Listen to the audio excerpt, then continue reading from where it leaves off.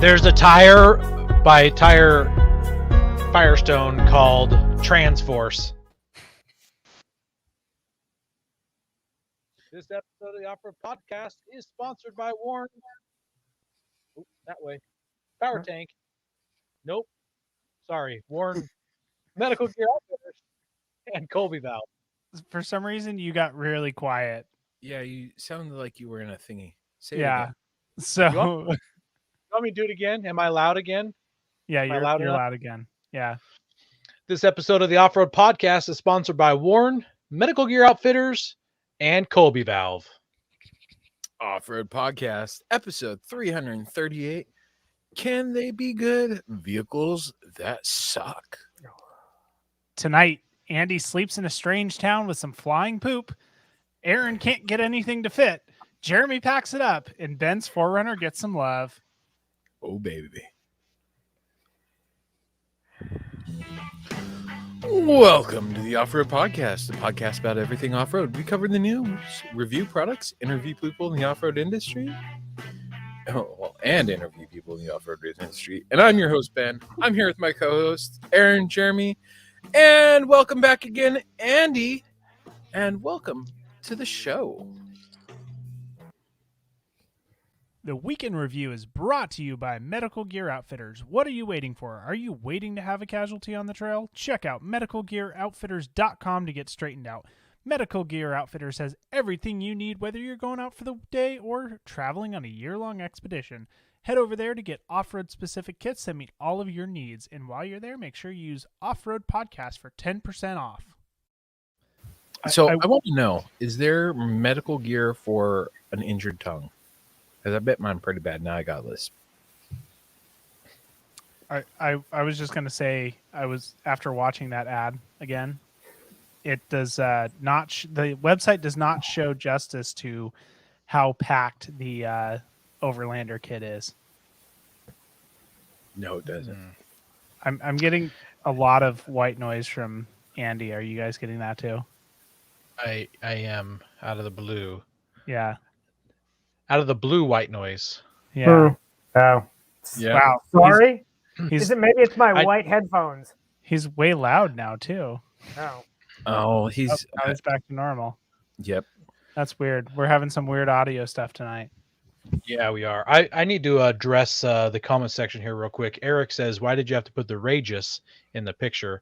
Eric, that is not the Pontiac Rageous concept car. That is the Pontiac Aztec. Does anybody else know what the Pontiac Rageous is? Concept. It was a pretty nifty concept car that came out probably in 1998, 97, somewhere around there, and it was kind of like a, I would even say kind of like the AMC Eagle wagon. It was like a lifted high horsepower, not that the AMC Eagle was high horsepower, although I think you get it with a V8, but still not high horsepower. I think it was built so you could slide sheets of plywood into it. So maybe I could describe it more like a Dodge Magnum wagon. So anyways. Okay. I don't know what the heck what the heck Eric is talking about. The Rageous does not look like an Aztec. Not even slightly. No. No, it doesn't. So I'm not sure how he got that. Do they have medical or do they have legal marijuana down in Texas? Because I think he might have started smoking some. Maybe it's really late there, so he's just got some of that sleepy stuff in his eye. He's already fallen asleep a few times, and he can't see very good out of his eyeball. That's got to be 9 it. o'clock, yeah. He is getting pretty old, and he also gets stuck in just a little bit of mud. So There's a Pontiac Rageous rear end. Rageous. There you Outrageous is more like it. Look at that. it is like a truck bed kind of back there, isn't it? You could totally sleep in that. Is there no inner fender on that wheel? Well, Yeah, there is. That there is is. the inner fender. oh, it looks like the wheel. Is that a concept for the Cybertruck? What the Cybertruck? what the Aztec became. I don't know, but it may have the world's longest strut lift struts here on the back. Look at the side. They're like Those- 3 feet long. Yeah. Those are some big struts. nuts, and Oh, I yeah. cannot lie. God, this is for people who always wanted a Pontiac Firebird that could also haul sheets of lumber, Yes. sheets of Yeah. plywood. Coming in Yeah. hot.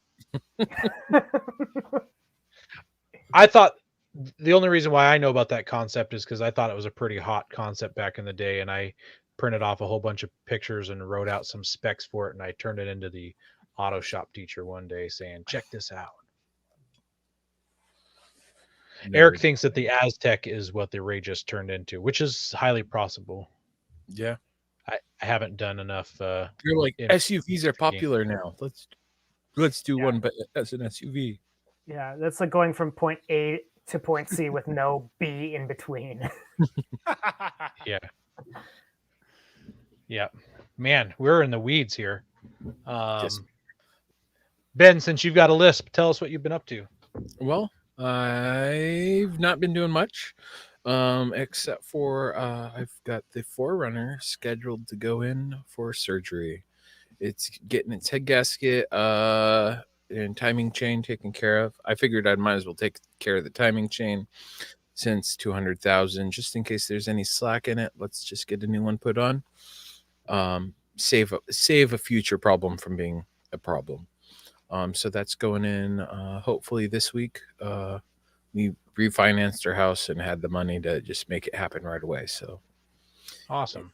yep, so that's happening. And outside of that, now that that's getting fixed, I'm like, oh, I've got all these things I need to do and fix outside of that.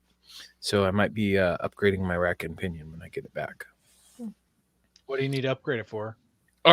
Just with the bigger tires, it's either that or my fuel pump or my steering pump is going out. It's really hard to turn. So I put some more fluid in and it started to fix it. So they said it could be upwards of 3 weeks because of the head shop if the heads need machined. So that means by the end of January, super early February. So yeah, just in time for the good. trip. Just in time for our trip. Yep. So I've got the Forerunner will be back. I've got to clean some stuff up on it. I've got to fix my inner fender wells because I'm rubbing on them a little bit. So some sawzall action or some brute force hammering. And I've not heard brute force hammering before. That's good. BFH, brute force hammering. It's a new thing. Well, yeah. If I use the other word, we get explicit. So yeah, no, we're not explicit. We're a family show. Aren't your wheel wells plastic? The pinch weld on the inside. Oh, okay. Got it. So because I have a negative 38 wheel, I'm hitting that inner fender well or the edge of the fender well as I turn. So I can't get a full turn in, and I'd like to fully turn. So that is a big offset.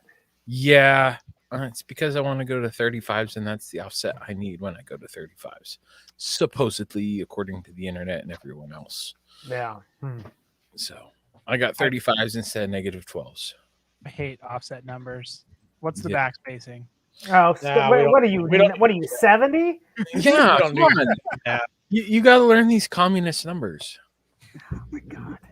Communist. I'll tell you what. You know what? I'll take the metric system any day. So much easier. For most things, I would take the metric system, but I don't know. I just don't like offsets. No, it's just that's like the one thing. All right. Hey, well, most of the fasteners on the Jeep are metric nowadays. Yes, they are. Yeah, or they're torque spits. All you need is a T40, and you can take apart half the Jeep, right? Yeah, that's definitely not true. But okay. All right, Jeremy, what's new, man? Well, I mean, it's a bit of a downer day. So when I was coming home on Thursday, all of a sudden I lost power, and kind of things were just kind of spinning a little bit to the bike. And I thought it was a clutch, so I pulled the clutch out, and then I was also looking at the counter shaft, and the counter shaft splines got sheared off somehow. So I got no splines on the counter shaft anymore. That doesn't make things work very well. So Weld it up, just like people do Yeah. with the rear ends in their vehicle to have lockers. that's Just that's weld actually it. an idea. I'll just weld weld it. on. Yep, I'll just weld the front sprocket onto the counter shaft. That might actually work. Just use JB Weld. Oh, JB Weld. Okay. I think It's welding would work. Semi-permanent. Yeah. So now I'm trying to figure out what the heck I'm going to do with it. So I need to call around and get a few quotes. Unfortunately, I was talking with a buddy who's way smarter on dirt bikes than I am. And he told me that you basically had to pull the engine, split the case, and basically pull the engine all the way apart. So in order to do the counter shaft. So that's super unfortunate. I don't know. I'm going to call and get some quotes and figure out if I want to keep this bike or maybe I just want to sell this one for, as a project bike and buy something new or closer to new. Who knows? I mean, it's an 07, so it's like, do I put the money into it or do I just get something else? Other than that, I did some packing for a snow camping trip this weekend, so I'm pretty stoked to go out on that. Where are you going? I'm not 100% sure yet. Sounds like a great trip. I know some things were thrown around by people in the group, but now I can't even remember what was thrown around. I think Rick threw something out there. Maybe he can. Oh, Rick wants me to upgrade to a Harley. No, thanks. No, it's not that I don't like Harleys. It's that I like having the off-road capability of the bike, and also it makes it really. Oh yeah, we were going to the Nachos area. That's right. It makes it super nice at my work. So did someone say nachos? Oh, delicious. My work my work at the bike parking, it's really nice having a dirt bike because you can just slide in between bikes when it's all full, because like the front row will full up and then the back row will be like mostly empty, and so it's really nice having a dirt bike because I can just slide in between them. So Jeremy, it's a 3.5 inch back spacing. Okay, that's not that. How wide's your wheel? 9 inches. That's like nothing. That's not even a 0. It's past a 0. It's a negative. It's negative 38. Well, are they 15? No, they're 16s, aren't they? Yeah, you're right. Never mind. 17s. Sorry. 17. 17. Yeah. I'm sorry. My bad. Yep, that was me. My 17 by 9. Wait a minute. I thought that you liked that so much that it was your preferred method of calculation. It is, but I can't even get it right. Yep, you got me. But yeah, so snow camping. Yeah, I'm super excited about that. All right. Should be good. Yeah, I think so. How about you, Aaron? Nachos. You're a little late to party on that one. You're going to have to bring your own nachos cheese on this trip, Jeremy. Well, I am bringing the pizza oven, so I'm pretty excited to do the pizza oven while camping for the first time. Yeah. Nice. That'll be fun. I can't remember. Are we making ice cream again this year? Is that on our list? We hadn't planned on it, but I think we should put it on the list. It's on the list now. I am bringing the Dutch oven, so we should make, whatever apple Yes. thing that I made last time. Apple and actually have ice cream this time. Apple dump cake? Yes. But yeah, dump. I need to figure out how, the thing I haven't figured out yet, and I think I'm probably going to have to just turn the Jeep on and warm up the dough, because the dough's supposed to kind of be a little bit warm to stretch to the right. Bring your drill motor. Yes, Rick. Yes, we will. The dough's actually supposed to be a little bit warm so it stretches to the right thickness. When it's really cold, it doesn't like to stretch out. So I do need to figure out how I'm going to do that. But this is a family show, Andy. I was just stretching out. What would our sponsors think if they heard that type of oh shit. But no, I'm really, really excited to do the pizza oven out while camping. How about you, Aaron? What are you up to? Same as you. I had not a good last 4 to 5 days. So over the weekend, I tried to fit some 17s on the Nissan Titan, and they didn't fit. So I got those wheels from Ben. They're 06 4Runner wheels, and they're alloy wheels, and they will not clear the brake rotor on the Titan. So the Titans come with 18s. I Ooh. read that some 17s will clear them. Definitely 17 Steelies will clear them, but yeah. By So Yeah. what's that?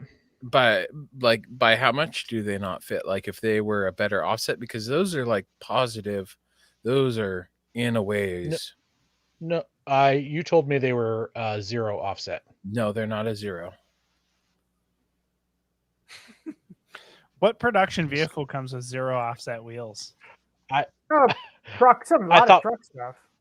I thought we had this conversation. They were 0, but whatever the case is, the main portion of the wheel will not clear it. It just like rests on the caliper. In fact, it was a fight. I knew that if I scratched up the inside of them, it wasn't too big of a deal. It was a fight to get tapered lugs. So Ben gave me some lug nuts. They aren't tapered lugs. They're the shouldered lugs. So I used tapered lugs to get it centered before I put shouldered lugs in there, and it wouldn't even rotate. So the back of the wheel is making contact with the caliper. correct. And So it would take a lot of caliper grinding to get it to fit. Huh. That's that does sound like it could be an offset thing, perhaps. What year wheels were they, Ben? They were 06. no, they're not 06. They're 5th gens. So they're 5. Those are 5 fifth ones. They are 4.5 inch back spacings. They're 17 by 7, which would make them a positive 12. That sounds about right, because I know I ran FJ Cruiser wheels, which were similar on my Pajero. It looks like, according to wheelsize.com, that is Yes. a positive 15 offset. How many inches is that from 0, if you can do that calculation? 15 millimeters to inches is a whopping half inch, almost 0.6 inches. Yeah. So with a negative 12, that would make it an inch and a half.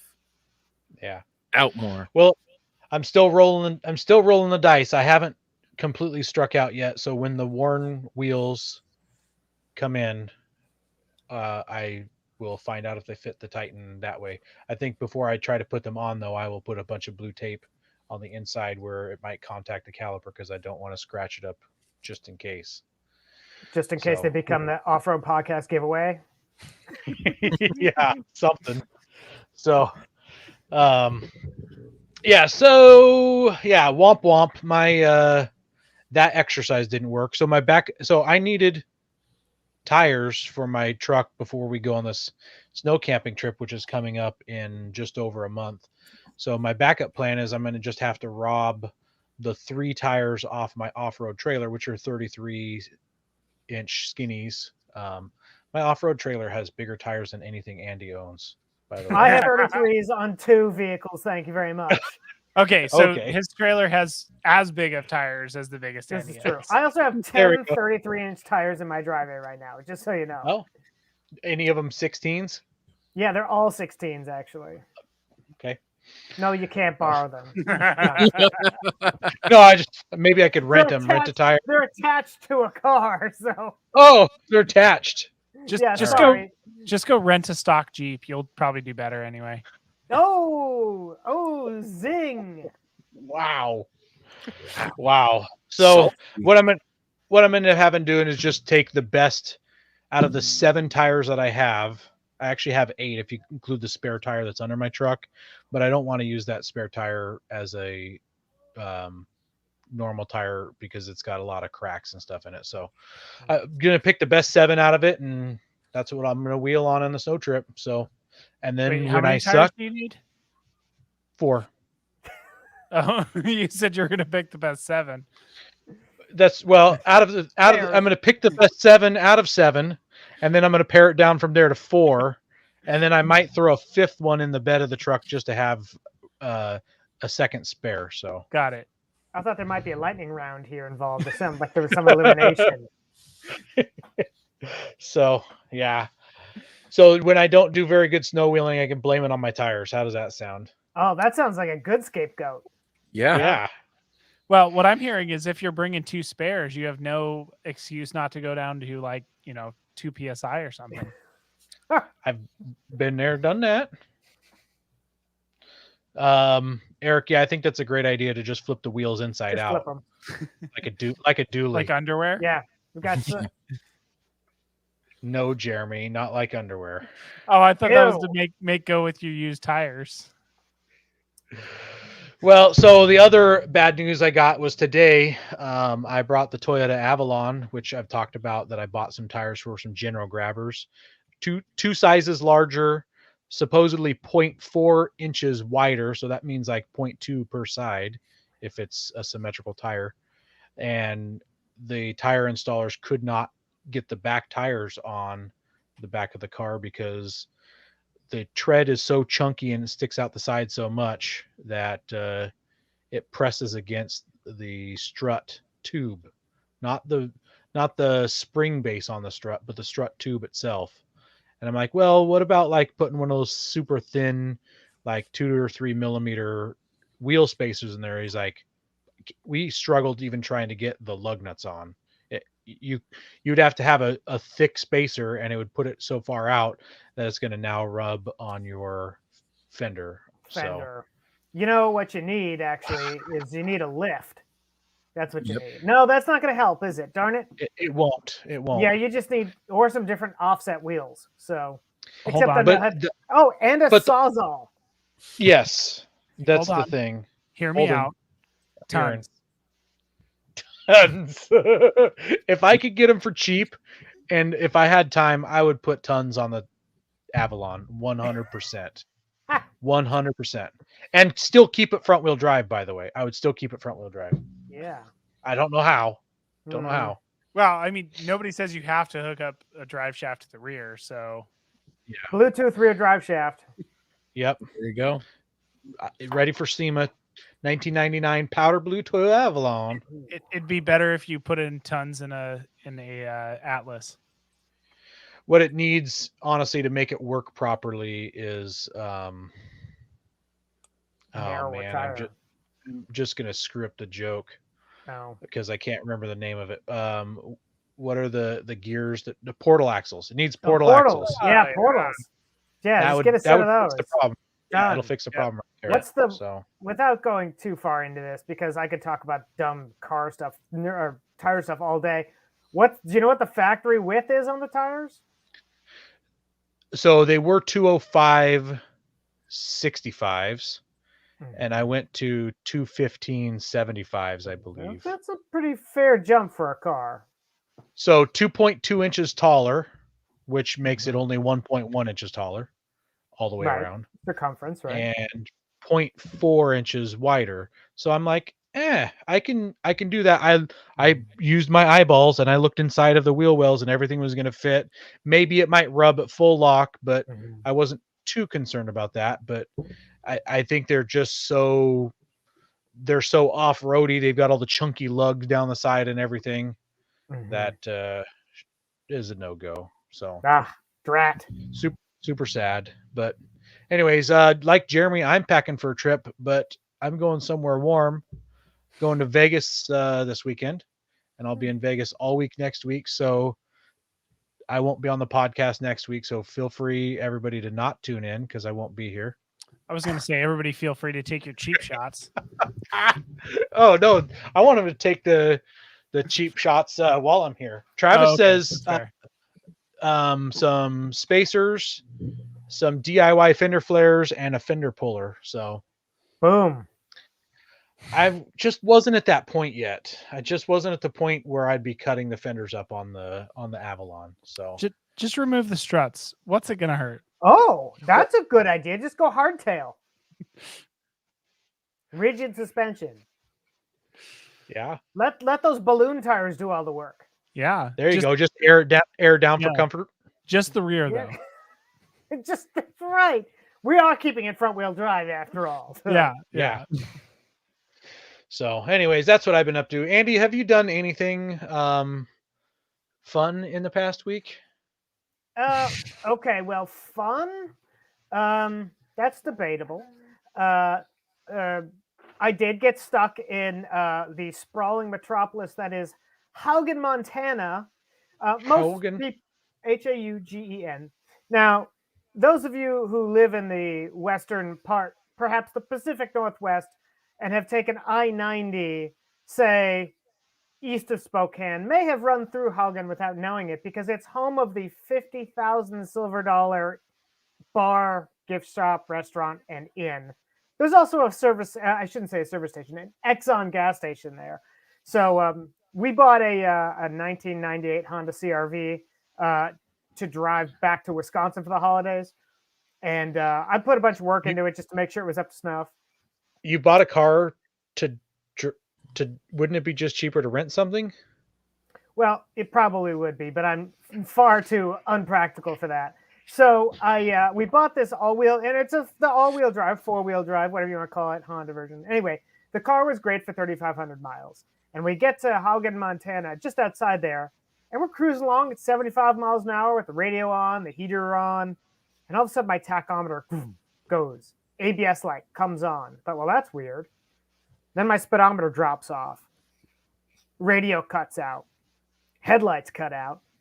And did the singers on the radio start singing slower and slower? Right, exactly. Yes, everything went. The tempo got slower, and turns out, of course, that my alternator was failing on me and pulling battery power. And so those little Hondas don't have a very big battery on it. So we were able to pull into Haugen, Montana. I parked the car, couldn't start it again because the battery is almost dead. And well, anyway, we ended up the night at the 50,000 silver dollar inn. They had room, which was good. They had Wi-Fi, and the restaurant had cold beer, food. And so anyway, long story short, we ended up calling AAA. They couldn't come get us because we were too far out, and there was a snowstorm in Spokane, which is where I needed to get to. But a good friend of mine drove all the way from Spokane to come get us, and then put us up at his house and all this stuff. Got the vehicle fixed. In Spokane, and got that all taken care of. So, bad alternator. So, anyway, so I fixed that. Other than that, it was fun watching the saga as you're talking about, because like I've stopped at that $50,000 like I don't know. I go to Montana twice a year, so at least twice a year for the last 10 years that I've been married to my wife, plus our dating time. And my parents have coins on the wall there. So it's like, you're like, hey, there's coins up there. And I'm like, yep, my parents are up there somewhere. Yeah. And I was like, I can call some people if you want, but you had already had someone. Yes. We had an extreme amount of offering for help, which was awesome. So thank you to everybody who helped out. Big thanks to Off-Road Essentials in Spokane, who was able to actually get our little CRV in there and get the alternator switched out too. So did that. Just been doing some car stuff around the house, reorganizing the shed for more car and truck parts and all that stuff. So Andy, how many novelty poops did you buy? I was going to say he skipped my favorite part of the story. So if anybody has ever been there, the gift shop is, to call it eclectic would be an understatement. I mean, you can buy anything and everything there. I mean, short of livestock, I think they have pretty much everything there. And I just happened to find this, like, it's like the poo emoji, but it's got like a helicopter rotors on it. And apparently you like do something and it'll hover in midair. And I posted a photo of that because that seemed like an appropriate thing to photograph being stuck there. But anyhow, by the way, the food was actually surprisingly good and a decent beer selection. So if you have to get stuck there, there's way worse places to get stuck. So, but no, I didn't buy the hovering poo. I'm so disappointed.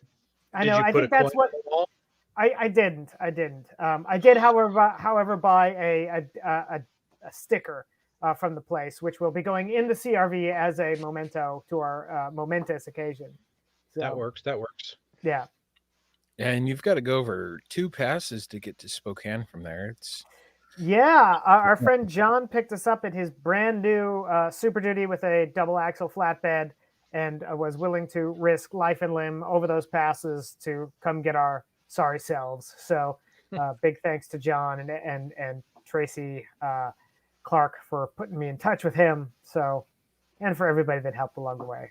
And really, honestly, I think people were glad that we were okay, but most people were just disappointed and didn't buy the hovering poo. I think so. Like us, Yeah. we're disappointed as well. I'm just a giant walking disappointment. Hovering disappointment.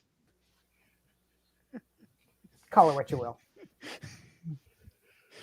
He chose his words carefully.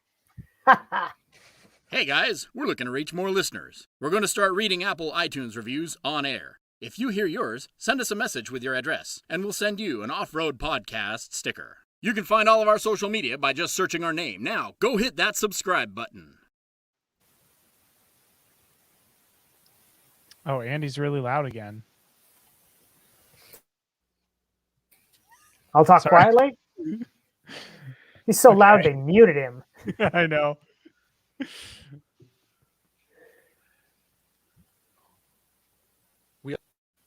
We also want to thank our sponsor, Patriot Patch. Head over to patriotpatch.co and check out their selection of great patches, shirts, cleaning mats, signs, and stickers. You can also join the Patch of the Month Club for $15 and receive a patch, matching sticker, and artist proof each month. Got it in the mail. You ain't ready for this Yeti. But you got it in the mail. I went and checked my mail, and mine wasn't there. I got mine too. Man, Yeah, Jake just must not like me. it's Guess possible. Not very many people do. Speaking of Patriot Patch, a couple years ago, I went to an event with Ryan Cross, and I got this really cool badge holder. Here, I'll stand up and show everybody. See, I'll model my badge holder. Super cool. It's made by Gray Ghost Gear, so nothing affiliated really with Patriot Patch. Just Ryan Cross, who designs for them, also works for this company. But cool badge thing, because you put your badge in the front, and in the back there's more storage, and then a spot for business cards. Check these business cards out here. Look at that, Off-Road Podcast. Wow, pen. sweet. But the best part, here's where I'm going to tie it all together. The hook and loop tape section right here, right there, is ideal for hook and loop patches. Boom. Look at that. Boom. Boom. So now I have to decide at this trade show that I'm going to next week what patches I bring with me. How many times a day do I switch out patches? Which All patches the do I time on of the which day. days? All the patches, all the times of the And, day. Yeah. and because there's a pocket here, I could put multiple patches in that pocket and just be on a rotation. So are you going to be a patch troll, like going to each booth? I want one of your patches, please. Yes, but I'm going to try not to be a patch troll as I collect the patches. But yeah, I will seriously act interested and ask good questions before I take a patch and scurry away. So, yeah. Anyways, no, I'm excited that I've had this thing for probably 4 or 5 years now and had nothing I could do with it. But now I'm finally going to a trade show. Andy's like, you don't know what you're getting into. You know, I've got one of those too, and I love it for when I do the trade show circuit for like when I work for Rainier. Like I had that one versus everyone having like a lame one. Exactly. I'm going to be one of the cool kids. Yeah. Finally. Well, that's debatable. Good burn. Eric says to get a hook and loop shirt. Eric, different Eric, who didn't get rear-ended, I don't think, says that I should put my blood type on there. So, and he wants to know what the list is so far. I've got these two for sure. The Flugaloo is going to be going with me for sure, and the No One Is Coming to Save You is going to be going on there. So there you go. Yeah. Have tire troubles ever left you deflated? Colby Valve has got you covered. Ever have a valve stem leak? Colby Valve makes reusable and easily replaceable valve stems that don't require you to remove your tire from the wheel. They work with your off-road rig, ATV, side-by-side, commuter vehicle, or even your tractor. Never be left stranded again because of a busted valve stem. They also have a tire repair kit for those punctures that keep you away from doing your favorite thing, wheeling. Make sure to check out colbyvalve.com or ask for them at your local off-road products store. You have any Colby valves, Andy? Yeah, I got a ton of them actually. Yeah, I love them. Good. Right on. They even fit Yours- little tiny tires. Well, speaking of big tires, this is the XL size one, and that's made for big things like tractor tires. So, in case you're a farmer and you want to keep one of these on your rig, it's a cheap investment. Do you call it a rig when it's a tractor? Absolutely. Yeah. I guess it depends on how much you wheel it. Or is all tractor work considered wheeling? I would think it would be because it is all off-roading. So And Yeah, unless pull you're up that- just driving it down the highway to get to your other field, then that part To- would not be considered wheeling. to slow other cars down. I'm sure Yeah. that's exactly why they do it. That's the only reason they do it. It's just to Yeah. inconvenience everybody. Not that they're trying to get to another part of their farm, but Nope. Yeah.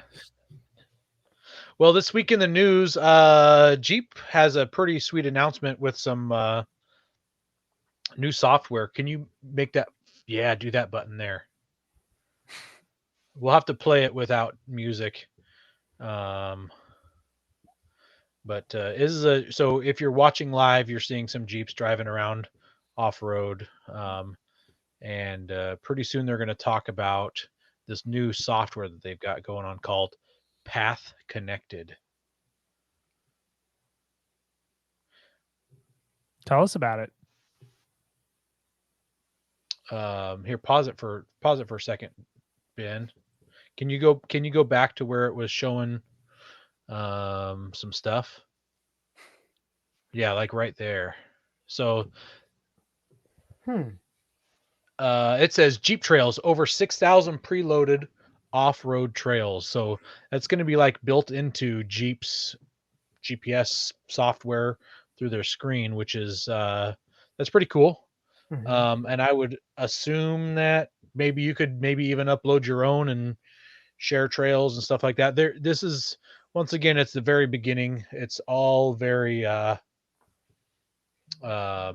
vague. They don't say too much. So There are some pretty cool features in it, though. Like, for instance, the group ride. yeah. So- Can you go forward on the video and Yep. we'll pause that section too. We'll like dissect it. Okay, we're dissecting the video. Let's see here. There, push pause there. So this says they're going to have over the air updates. So they're doing like what Tesla does, where, although I don't know how much there is to be updated on a Jeep, but kind of neat. So that cool. screen right there. Oops, you just went just a tiny bit too far. That screen right there, it's showing somebody and it's showing another Jeep in front of them. On the screen, it's got the vehicle info and the mods listed there. So when you create like a profile with this thing, it allows you to type in all the info about your specific rig. So I'm assuming your make, model, color, and the Now, different can you parts give you them? put on Now it needs to add negative karma for when they don't wave back. it. Yeah, so actually you see it right there. It says send wave. So you see that person's name. You can click on it. Yeah, there you go. Click on it, Ben, to send them a wave. Yep. It's like the Facebook poke kind of thing. Yeah, there you go. Oh, there it is. It just popped up on the screen. Send Look at wave, that. Oh, new profile. Eugene Kim. With YK. his 21 Jeep Wrangler. yes. Yeah. Does it tell you if your warranty's been voided by the modifications you've done? I bet. Oh. Jumps up on the screen and Yeah. Yeah. Void. Like what? So if you pause it right there, back Heads it up, up. Ben, to where it showed those 3 rigs together.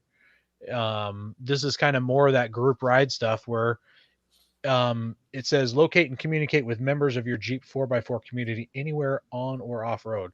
So when you're doing like a trail trip, I mean, I don't know how, like if you're on the other side of a mountain, I don't know how it's going to get that information unless it's using satellite.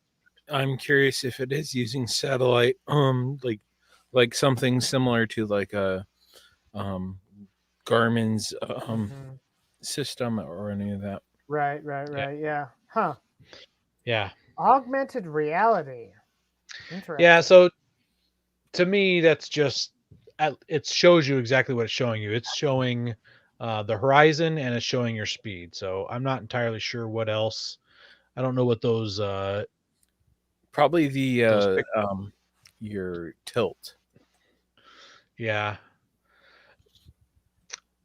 That looked pretty basic. I would expect that there could be some other augmented reality things that they're going to show, but maybe they don't want to cluster the screen too much. So Yep, you can put And your here- badges on virtually now. yeah, that's actually kind of a cool thing because if you've done a lot of trails, maybe you don't have space for all your badges. I don't know. So If this had been a couple of years ago, I would Pretty neat, though. I would have made a Pokemon Go joke, but that's okay. all the parts that this person has listed are all Jeep branded parts. So I don't know if like you can say, well, I've got a poison spider front bumper. I don't, or if you just have to type that in manually. I don't know. But this part's interesting. Can you pause that, Ben? Where one person plugged their Jeep into another Jeep. So Hey, buddy, don't you know. need a little pickup? yeah, I don't know if you can charge one Jeep with another. So, oh, look at that. I didn't notice this in the screen. The heads up display on the white Jeep says 92%. The other one says 3%. So that tells me that you're able to send power Oh, yeah. to the other Jeep. That's It's like when you fill up a car on Snow Runner. Anyway. Snow Runner making the comeback. So, anyways, that's just kind of neat. Love to see where it goes. Yeah. I hope that it takes off in other communities and that at some point Toyotas and Nissans and Jeeps will all be able to see each other on the trail. You don't have to just be the Jeep guys seeing the Jeep It's guys. interesting because this is kind of taking away from applications like Gaia and Onyx Off-Road. I wonder if we're going to start seeing something from Gaia and Onyx of maybe a group ride feature or something like that, or a That'd be profile, like, you know, something where, hey, I'm here. That way, you know, because you can do that with Google Maps. You can share your location. We've done that before. Aaron and I have, at least, and I think Jeremy did too. When we were on our Nevada trip, we did. So, yeah. So, anyways, I thought that was just a super neat thing they're doing, and like you're saying, but I do hope that it grows. yeah. Eric says in the Xterra community he can connect with soccer moms, which is pretty funny. It's a good one. Yep. Yeah. Go prepared with Warren Industries. They produced the first recreational winch in 1959 and lead the industry with their dedication to quality and reliability. When you dig yourself in deep, make sure you have the right tools to get yourself out. Get Warren equipped and go where others can't. Now, let's get ready for adventure and head into our main topic.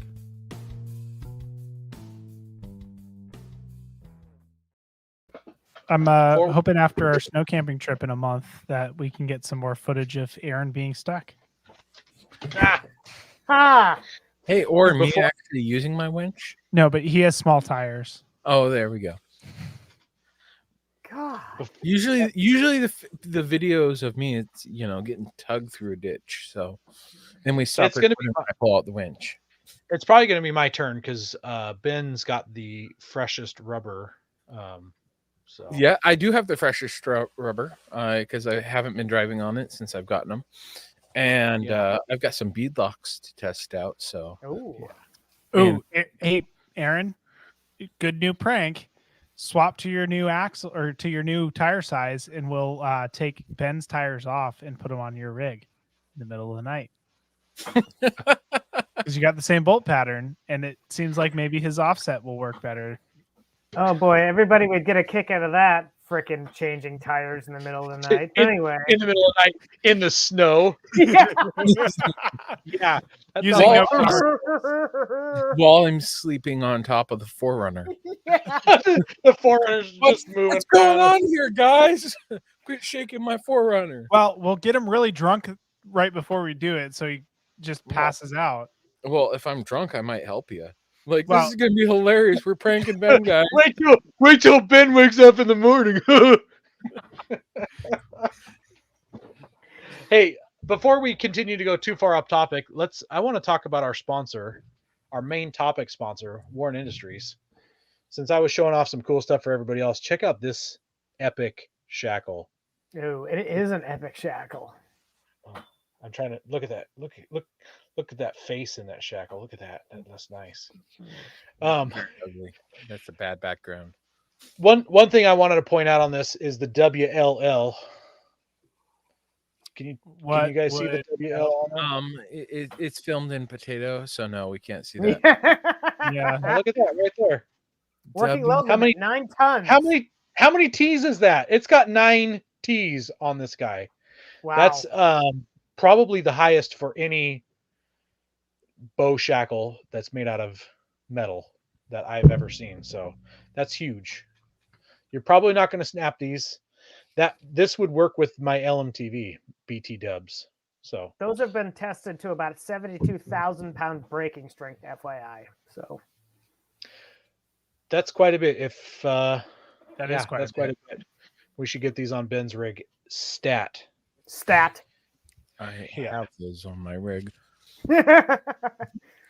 or in my rig at least. I don't Yeah, like close having enough. them on the outside. They like to work their way In, off, on. disappear. Yeah. We've got a special request for a color in the comments No, here. they don't. Nope.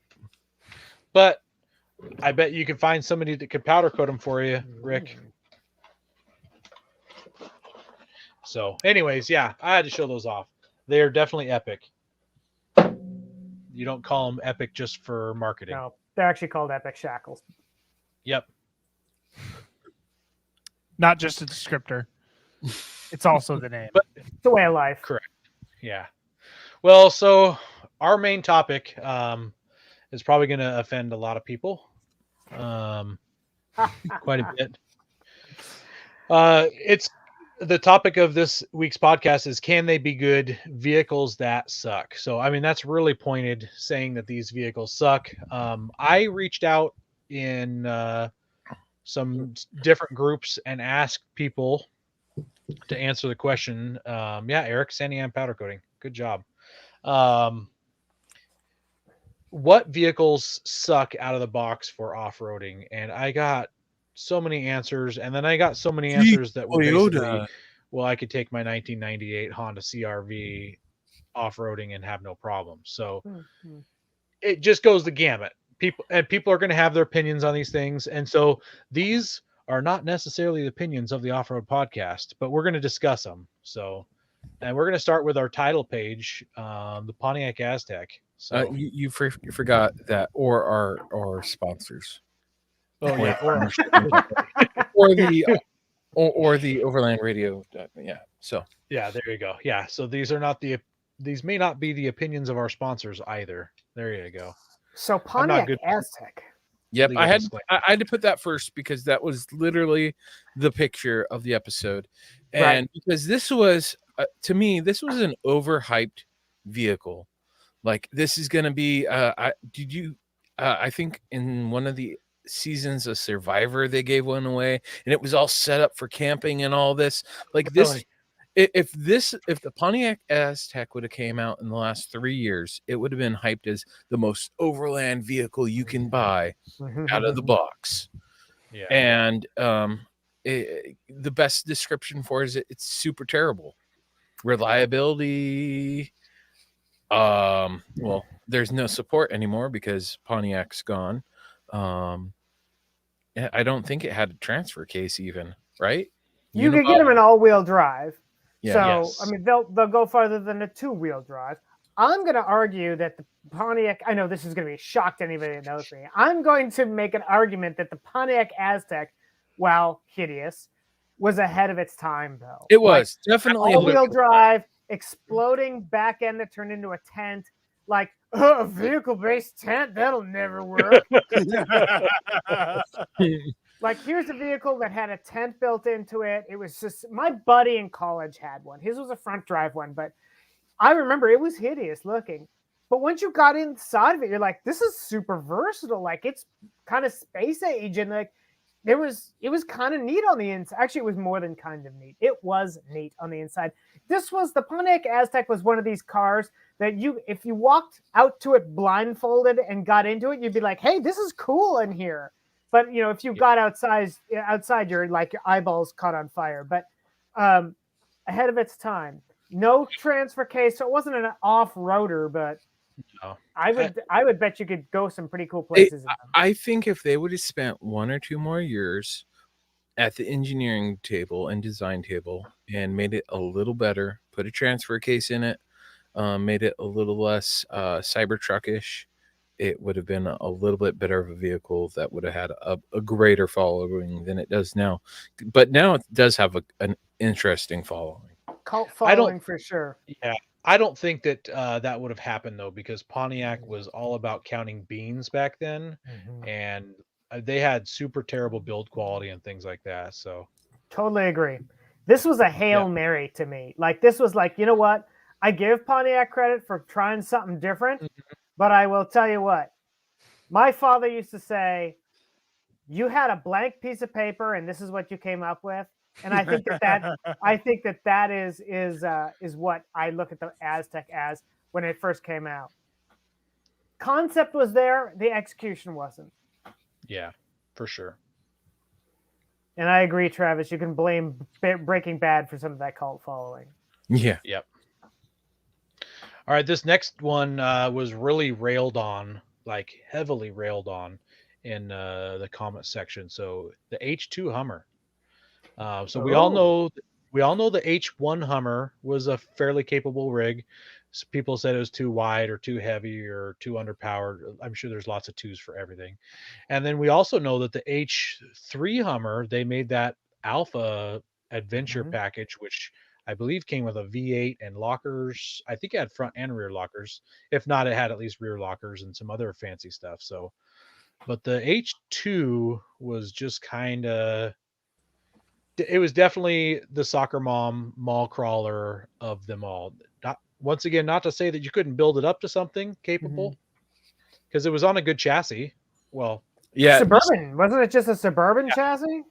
Yeah, it was on a, maybe I shouldn't say good chassis. I don't know if they're good chassis or not, but it is on a heavy duty enough chassis anyways to do something with. Right. I don't know the sales numbers off the top of my head, but I'm guessing the first couple of years they probably sold a boatload of them. I used to see them regularly when I was working at a magazine when they first came out. And I remember one of the editors showed up with a yellow one. And we're looking out the window at this thing going, that's the biggest thing I've ever seen for sale as a passenger vehicle. It was huge. And he said, yeah, it's basically a Suburban with this different weird body on it. But I don't know. It was definitely a sign. I would think it's like a marker for that time of in the 2000s when it came out. It was excessive. It was big. It was all those things. But I don't know. I mean, like most people know me know I have taste and an odd taste in vehicles, but like that is a vehicle that never did a damn thing for me personally. Me either. It just screamed excess also. Absolutely. It was the epitome of excess. My good friend got one they rented it for prom, and his biggest complaint was the interior was very plasticky, like easy break plastic. Yeah, I imagine. Yep. My experience in one is albeit a little bit embarrassing. My buddy when he got married for his bachelor party, somebody, I don't know if he did it or if they just showed up with it, was a H2 limousine. And so there's like 8 of us dudes in this H2 limousine, and we get out downtown Portland. We park to go to a brewery where we were going to have dinner. And we open the door and start filing out of this thing. And some dude on the corner is like, God, what a bunch of douchebags. I was like, oh, God. Anyway, I didn't even own the thing. I just remember that about an H2. That's not to classify anybody who owns one. Like I'm like, if you love a car, that's good on you. But being that this is the topic, that's a vehicle that never did much for me. Yeah. Well, let's throw some more people under the bus here with the A lot of With good the news about this one. the Honda Ridgeline. Yeah, my favorite one is like Oh, the picture of every, like it's like a picture of a F-150, then a Silverado and a Dodge Ram and a Toyota Tacoma and a Nissan Frontier and a Suzuki Pup. And then it's like we all have one thing in common, and then it's a picture of Honda Ridgeline that says we hate the Honda Ridgeline. oh, I just love the fact you mentioned the Isuzu Pup, by the way. Anyway, I'm going to just say this. And there are some hills that people die on, and this is the hill that I will die on. While I have zero desire to own a Honda Ridgeline, the Honda Ridgeline is as much pickup truck as most pickup truck owners actually need. Absolutely. Just like we've been praising the shoot. We've been praising the Ford Maverick recently. At least I have. I think that it's going to be a great vehicle for what it is, and people who buy full-size trucks probably could get by with a Maverick for, I bet 70% of the people who drive trucks get by with a Maverick, which is a truck actually. So yeah. We don't need these giant behemoths. And listen, there's a time and a place for the giant behemoth. If you're a contractor and you're towing a concrete pumper, if you've got a big boat, if you're hauling the hay on your farm or whatever, I get it. There's a total need for it. If you're driving it to bring your kids to soccer practice, you don't need it. But the beautiful thing about the United States of America is that you can do whatever you kind of want. And so if you decide you want to boil 52 gallons of water for a single serving of spaghetti, you can do that. Just like you can buy a Super Duty to take your kids to soccer practice. But anyway, as far as a needs thing, again, most truck owners, not all, but I would say the Ridgeline does enough for most truck owners, even though it doesn't have a transfer case. Grassroots Motorsport had one for I don't know how many years. I'm going to say more than 5 years, and they used it to tow their race cars. There you go. Over. Yeah, I could hate on the Ridgeline for a lot of things. A unibody, but like the XJs, they've got unibodies, works fine. Yep. Well, hang on. You're getting ahead of yourself here in our show topics. Hold your horses. The unibodies are coming up later. But I mean, like the big falling point for the Ridgeline is like its lack of a transfer case and a few other things. Well, let's talk about something that has transfer cases, has lockers, has disconnectable sway bars. Let's talk about the Dodge Power Wagon. That giant behemoth on the trail that can't fit down the trail. Yeah. There was some people online who were saying the Power Wagon is not good at off-roading. I don't agree with this one, but I wanted to put it out there because it was some people's opinions. It was enough people's opinions to have me add it to the list. That's surprising. Yeah. So I think they're super capable. I've never owned one. I had considered buying one. But they've got all the goodies. Everybody says they get terrible fuel economy, and as soon as you upsize the tire, they get even worse fuel economy. Okay. Well, yeah, because if I remember correctly, you can fit 37s with a leveling kit on one of those. I believe so. Factory winch, lock, disconnect, sway bar disconnects, front and rear lockers. Yeah, okay, so it's a pig, but like in terms of fuel economy, that's a lot to offer. I can't imagine that. I mean, people say what they want to say, but man, you don't buy an off-road vehicle and look for fuel economy. Thank you. Sorry. Exactly, Ben. Exactly. But But one thing is they're marketing it towards the off-road community, and one of the big problems with that is how big it is. I know here in the Pacific Northwest, it's not going to fit down 90% of the trails. It's going to fit down your Forest Service roads. It'll do decent snow wheeling, which is on a Forest Service road covered with snow, but you're not going to run through any of the ORV parks. I'll tell you what, if this thing was so bad, it's amazing then that Ram, that FCA, Stellantis, whatever you call them these days, is still selling them, because Yeah. I think that they're selling pretty well. But listen, this isn't a popularity contest, right? I mean, Honda still sells the Ridgeline, and people hate on that plenty in the off-road community. But boy, I don't know, man. I'm not about. I've wheeled full-size double cab trucks in Tillamook State Forest, and it's. I put a big old dent in the side of one because there was a stump on an apex of a corner. But yeah, it's not the vehicle I would want to wheel around here. It's not like I wouldn't buy a Power Wagon for wheeling in the Pacific Northwest. But if anybody's ever seen Full Size Invasion, like in Moab, that's Oh yeah, that's all kinds of stuff. That's a great place for it. Yeah, Moab's great for a full size. So maybe it depends on where you live. Yeah. Well, Well, what you want to do with it? let's talk about another full size rig here. This one I personally added to the list, the Chevy Silverado. So you can get like the Z71 package on this, which is an off-road package, I believe, that comes with some skid plates and upgraded shocks. But I don't know. I did a little looking. I don't know of any Silverados that came with a factory locker. I believe you could get this limited slip kind of a deal with them, but I don't think Chevy in the Silverado ever came with a locker.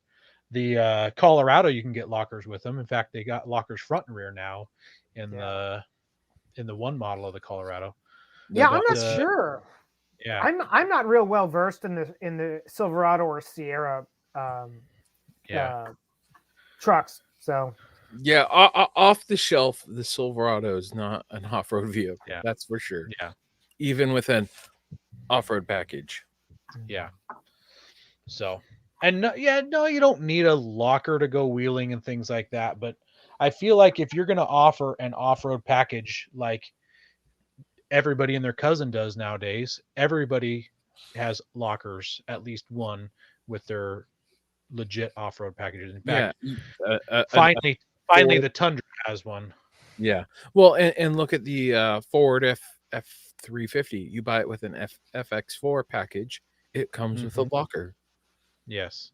Which is their off-road package. I'm sorry. If it's got an off-road package, it should have a locker. That's my feeling. Yeah. Sorry, not sorry. Agreed. I'm gonna jump ahead to one more truck one here. Going out of order here, but dually trucks. This one, I felt like this was kind of an unsaid thing. I didn't think that you needed to kind of mention it. Dually trucks aren't really off-road vehicles. Are you hating on Trailmater? So clearly there's a time and a place, huh? Yeah. So, well, I guess that would fall under exception to the rule. Yeah. Well, and I think where it really comes down to that is that truck was not originally a dually. It was not a factory dually, and it was purpose built. So when you make it purpose built, it's a little different, right? And there's 0 trees where he wheels. In fact, I think there's negative trees. They're pretty wide, all that stuff. I mean, it's certainly not the choice of the wheeler, the what do you call it, the discerning wheeler, but it does make somebody mentioned full size Invasion at Easter Jeep Safari. I wonder if anybody shows up with dualies. I wonder if there's like lifted dualies that wheel the Easter Jeep Safari, and now I'm gonna have to buy a dually and show up to Easter Jeep Safari and wheel. So Warren sponsors part of those guys, some of the stuff they do. And I don't think I've ever seen a dually at Full Size Invasion. But now we need a guy that's going to show up with one who's like never been done before. Never been. Yes, exactly. Yeah.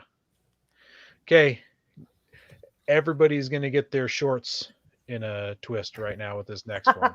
Oh, This yes, one's they are. this one's gonna poke some people in the wrong spot.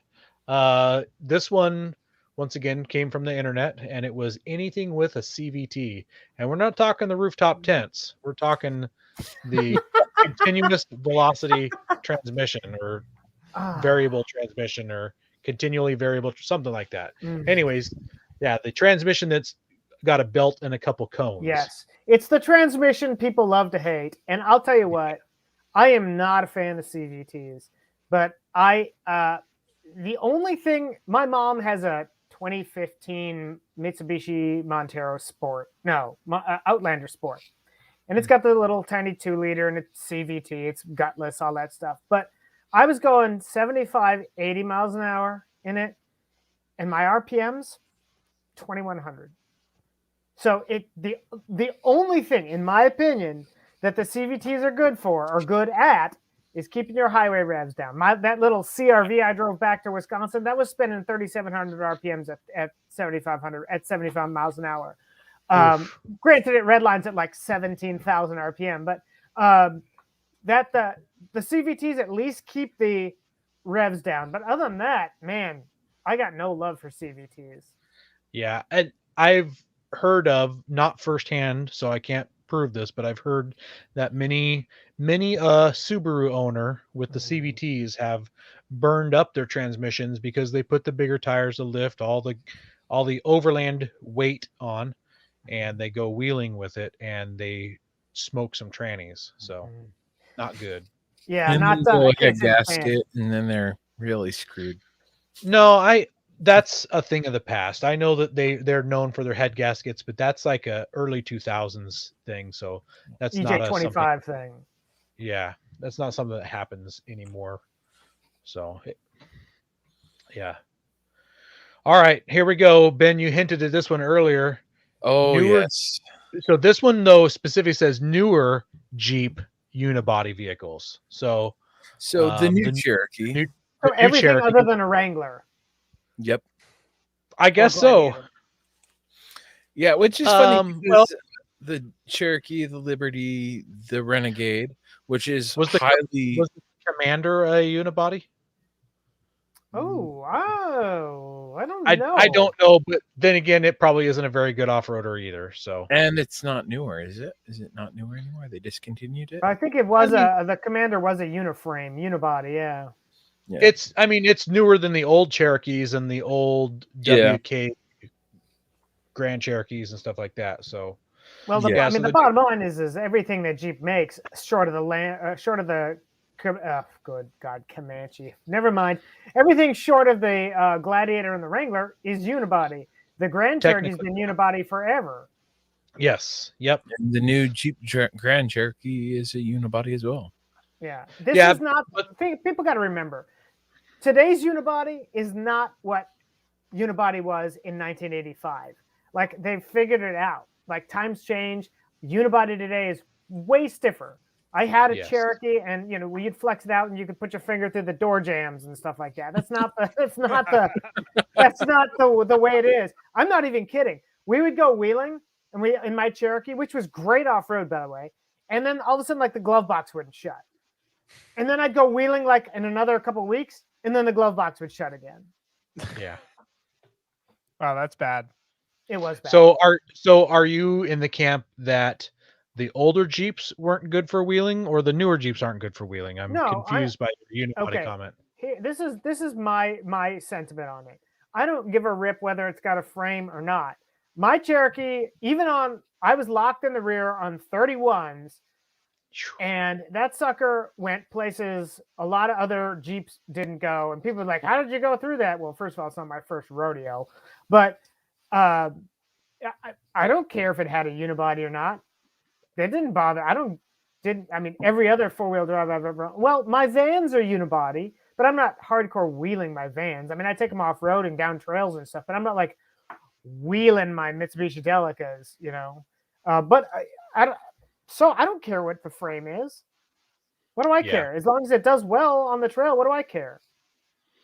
Well, I feel like the people that were making these comments are saying that the new Renegade and the new Cherokee, even though they've got these trail rated badges, they're just such a soft rotor that they aren't viable.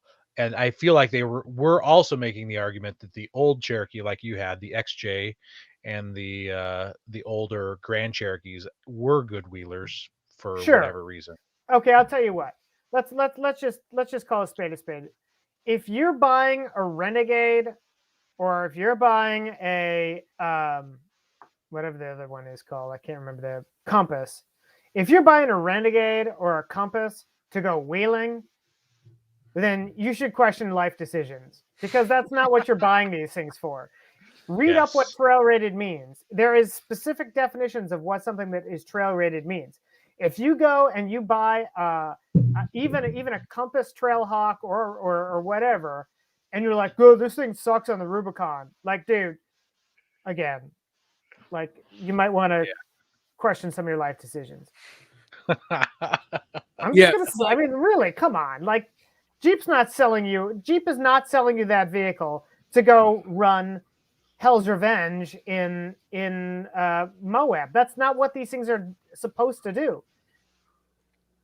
But they're actually more capable than most people think, especially if you have two brain cells to rub together and know how to actually drive off road.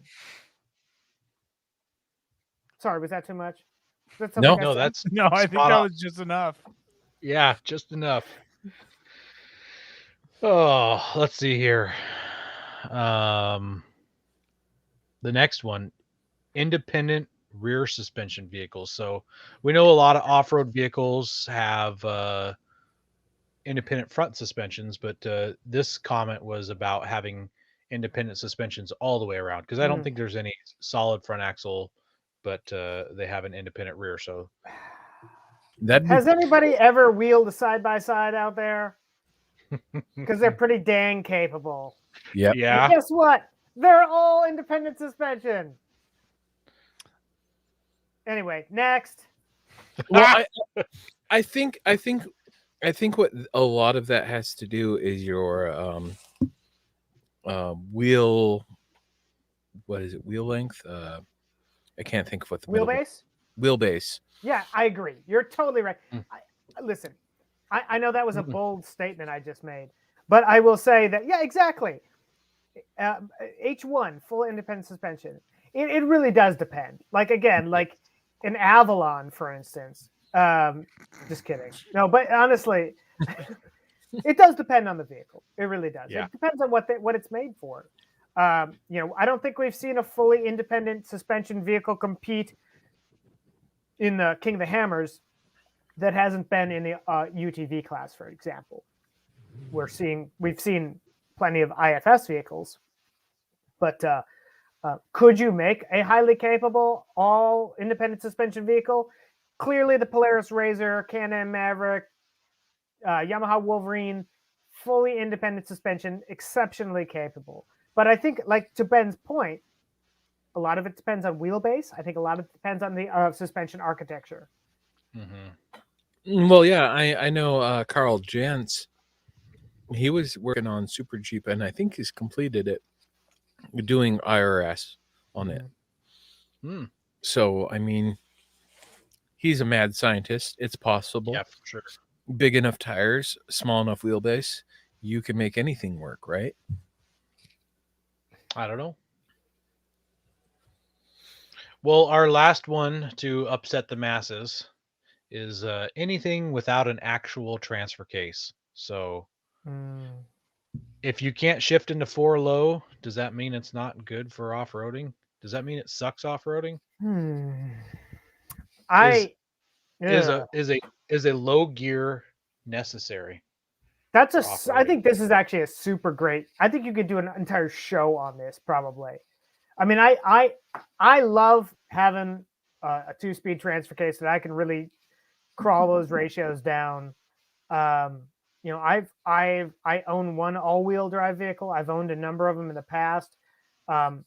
It's just, when I go off-road, I like to get into 4-wheel low early, because generally my vehicles don't have a ton of power, And so being able to utilize all of the power that the vehicle does make is fantastic. And I don't think I'd want to go wheeling in like something without.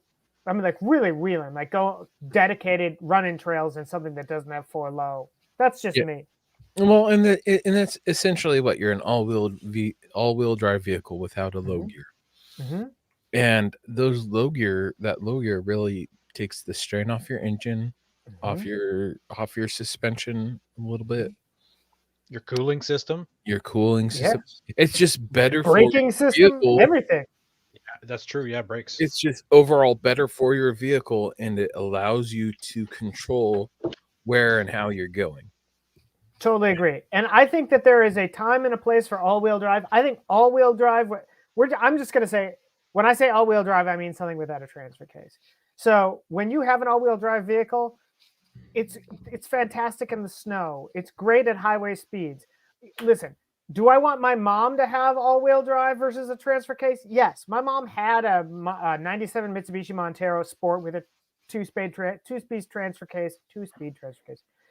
And I don't want to have to worry about my mom putting stuff into 4-wheel drive and whether it's, she's going to start fishtailing and rear-wheel drive. So I think that there is all-wheel drive has its definite benefits. First, if we're talking wheeling, I know, a whole bunch of the off-road Subaru guys are probably going to not like what I have to say, but like, I think a 2-speed transfer case is better off-road, period. Yeah. Travis in the comments says all-wheel drive versus 4-wheel drive is the same as soft roading versus off-roading. I can live with I feel that. That's a fair comment. Yeah. And if you don't plan on doing anything other than soft roading, you're doing Forest Service roads, you're going camping, you're going exploring, you're never going down anything with big rocks or anything like that. No need to get a 2-speed transfer case. That's totally cool. It's just got to know what you want to do. But it might make your adventure a little better for your vehicle. Being like, if you've got a long climb, throwing it into 4 low is going to help you climb up that hill. Totally agree. Totally agree. It's going to make everything you do off-road easier if you've got a low range. Now listen, if you've got a, I don't care what it is. I don't care if it's a Subaru or whatever. Everybody makes all-wheel drive these days. If 99.5% of the time you're not doing anything that requires a low range transfer case, you can probably get away with it. I would venture to say you could get away with it. No caveat. But if I see some people who start out with an all-wheel drive vehicle, like they had a Subaru or they had a CRV or they had whatever, and then they just decided they really wanted to go farther into places that their Subaru wasn't able to go. And so they end up with a Jeep or a 4Runner or something else that has a 2-speed transfer case, and they really take it up a notch. And I really do think that going to something with a low range gear set just takes that capability up one notch. And I should say 2-speed transfer case, because there's a lot of all-wheel drive vehicles that actually have a transfer case. It's just not a 2-speed transfer case. That's a good point. That's a good point. Yeah. And stuff like, I don't think any of the non-transfer case vehicles have lockers as well, right? For the all-wheel drives. Oh, you can maybe not rear lockers, but there's a lot of them that do have a CDL, a center diff lock, so you can at least split that from front to rear. But it's it still doesn't. It's acting like a 4-wheel drive system, but it doesn't have the low range gear set. Yeah, exactly. There we go.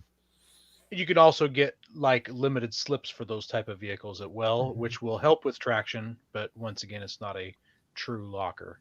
Yeah. Right. And there are also, by the way, to go back to the much hated CVT, the CVT is due to their basically ability to have infinite ratios. A lot of the Jeep CVTs will have a simulated crawl mode that basically just gives you this crazy slow, I shouldn't say crazy slow, but a much slower kind of ability to crawl along, like the Renegade and the Compass do. It's a crawl ratio, as they would call it, but and they have the center lockers as well. Right.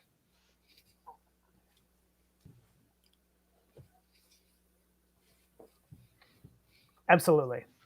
Yeah. Well, I hope we don't lose any followers over this episode.